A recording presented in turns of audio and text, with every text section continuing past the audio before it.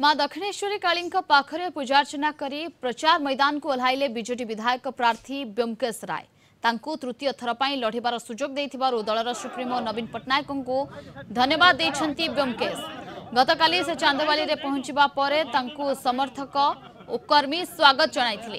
Chandwali gammon bridge निकटरू तांकू एक motorcycle शोभायात्रा रे सहर परिक्रमा करी मां दक्षिणेश्वरी काली मंदिर को निया जाइथिला। सेठारे से पूजार्चना करथिले। ब्योमकेश सेठारू 2014 और 2019 रे विधायक भाव में निर्वाचित होइथिले। प्रथम माननीय मुख्यमंत्री नवीन पट्टनायक को कृतज्ञता ज्ञापन करी समग्र चांदवालीवासी तरफ मो तृतीय थर पर आस्था प्रकट कर मते टिकेट देइछन्ति बिजु जनता दलर एवं आपण देखुथिबे चांदवालीवासी उत्साह केते मात्रा रे अछि।